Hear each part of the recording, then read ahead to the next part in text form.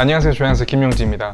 인터넷이나 오프라인에서 향 관련 제품을 구매할 때 뭔가 천연 향료가 사용되면 대부분은 무조건 좋을 거라는 인식을 하게 되는 것 같습니다. 그래서 업체에서는 이런 천연 컨셉을 마케팅에서 적극 활용하는 모습을 많이 보게 되는데요. 오늘은 정말로 자연에서 얻은 천연 향료는 좋은 점만 가득한지 한번 알아보도록 하겠습니다.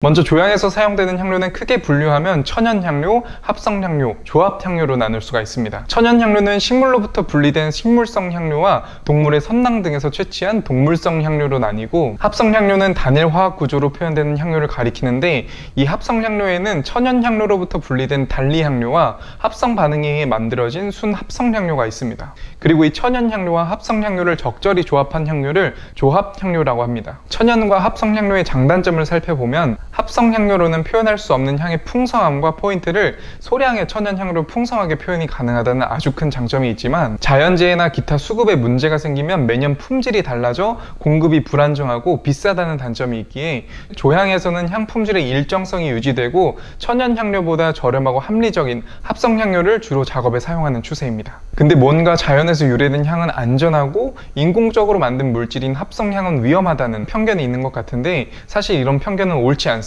실은 자연계에 존재하는 물질 중에는 인공적인 물질보다 독성이 높은 것도 많습니다. 독성 물질이라고 해도 그 양이 적으면 사실상 독이 되지 않아 언뜻 독으로 보이지 않는 것들도 많습니다. 하지만 적정치를 넘길 때는 위험한 독이 되죠. 중세 유럽의 연금술사 파라켈수스는 독인지 약인지 결정하는 것은 용량이라는 말을 했죠. 예를 들어 설탕과 소금은 우리가 살아가는 데 있어 매우 중요한 물질입니다. 하지만 쥐에게 체중 1kg당 33g의 설탕을 한 번에 제공했더니 그중 절반이 죽어버렸습니다. 그렇다고 해서 설탕이 위험한 물질이라고 말할 수는 없습니다. 적당량만 제공하면 오히려 좋은 영향도 있죠. 이렇게 물질의 독성을 판단할 때에는 그 독성과 용량의 관계에 대해 생각할 필요가 있습니다. 그저 자연에 있는 물질은 안전하며 인공적으로 합성된 것은 위험하다는 식으로 생각하는 것은 잘못된 생각입니다. 향 관련 제품, 특히 아로마 정류를 취급하는 많은 회사가 안정성을 강조하기 위해 자연 또는 천연을 끌어들이곤 합니다. 현대적인 기법으로 합성된 대부분의 합성향료는 그 분자의 많은 정보를 파악할 수 있는 반면, 천연의 향료들은 그 향료의 원료가 자란 재배지의 토양 오염이나 불순물들을 파악하기 쉽지 않으며 자체 성분의 정확한 함량 또한 완벽하게 파악되지 않는 부분도 있습니다. 그래서 안정성 판단에 있어서 중요한 건 그 향 분자가 천연인지 인공인지가 아니라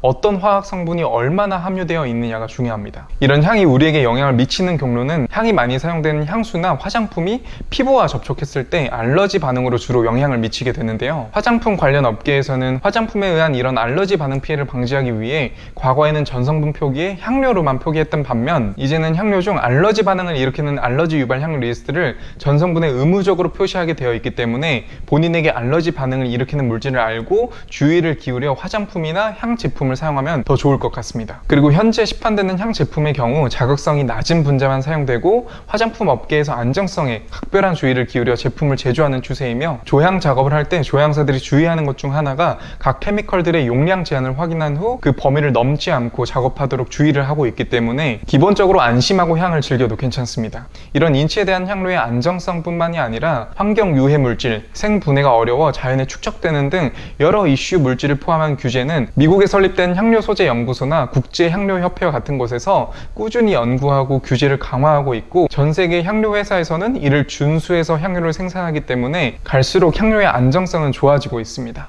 종합해서 말씀드리면 천연향료라고 해서 합성향료보다 안전한 것은 아니며 어떤 성분이 얼마나 그 향료에 사용되었느냐가 중요합니다. 오늘은 이렇게 천연향료는 무조건 안전하다는 편견에 대한 이야기를 나눠보았는데요.